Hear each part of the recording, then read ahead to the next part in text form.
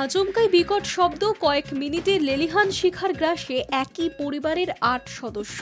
বিস্ফোরণের প্রাণহানির ঘটনায় তোলপাড় এই মুহূর্তে রাজ্য রাজনীতি। রাতেই মৃত্যু হয়েছে ৭ জনের। মঙ্গলবার সকালে আরও একজনের মৃত্যুর খবর সামনে এসেছে। ঢোলাহাটের বিস্ফোরণ কাণ্ডে মৃতের সংখ্যা বেড়ে হয়েছে ৮। মঙ্গলবার সকালে এসএসকেএম হাসপাতালে মৃত্যু হয়েছে এক মহিলার। আর এই ঘটনার পর বিরোধীদের একটাই প্রশ্ন, লোকালয়ের মাঝে কিভাবে মজুত করা ছিল বাজি? পুলিশের নাকের ডগায় কিভাবে চলতো এই কারবার? শাসক দল কি কিছুই জানতো না? বিস্ফোরণ স্থলে দাঁড়িয়ে বণিক পরিবারের প্রতিবেশী ও আত্মীয়রা যে অভিযোগ করলেন তা আরো ভয়ঙ্কর।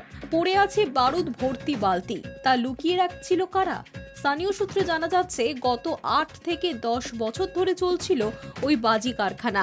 এদিকে পঞ্চায়েত প্রধানের দাবি, বাম আমল থেকে রয়েছে ওই কারখানা। লাইসেন্স ছিল বলেও দাবি করেছেন তিনি। প্রশ্ন হলো, লাইসেন্স থাকলেও বাড়ির মধ্যে বাজি মজুত করা ছিল কেন? সোমবার রাতেই বিস্ফোরণে যে বাড়ির ৮ সদস্যের মৃত্যু হয়েছে, যে বাড়ি কার্যত ভেঙে পড়েছে, তার থেকে বেশ কিছুটা দূরে রয়েছে কারখানা।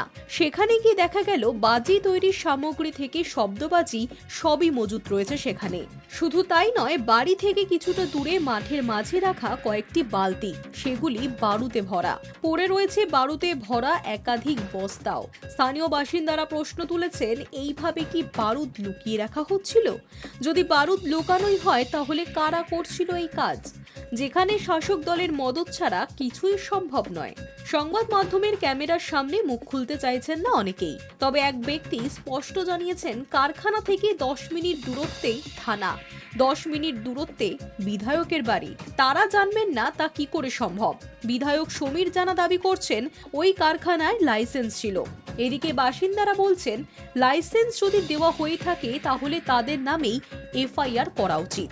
অন্যদিকে খোদ বিধায়কের নাম করেই বিস্ফোরক অভিযোগ করছেন বাজি কারখানার মালিক চন্দ্রনাথ বণিকের শ্বশুর। মালিকের শ্বশুর কুসময় ভান্ডারী জানিয়েছেন, প্রথম যখন জানতে পারি বলেছিলাম, বাবা তোরা আগুন নিয়ে খেলা করিস না।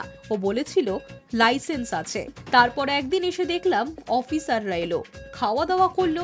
কোন অফিসার, কাদের কথা বলছেন তিনি? ওই ব্যক্তি স্পষ্ট করলেন, ঢোলা থানার পুলিশ অফিসার ছিলেন। বিধায়ক সমীর জানাবাবু ছিলেন। বাবুদের খাওয়া খাই দেখেছি আমি। টাকা নেবার অভিযোগও তুলেছেন তিনি। প্রসঙ্গত, ঘটনার পরই স্থানীয় বিধায়ক দাবি করেছেন যে ওই কারখানায় লাইসেন্স ছিল। যদি লাইসেন্স থেকেও থাকে, তা ছিল বাজি তৈরির। কিন্তু বিস্ফোরণের যা ভয়াবহতা, তা শুধুমাত্র বাজি ফেটে হয়নি বলেই দাবি করছে বিশেষজ্ঞরা। মঙ্গলবার সকালে ঘটনাস্থলের কাছ থেকে উদ্ধার হয়েছে বেশ কয়েকটি বস্তাও। High news network.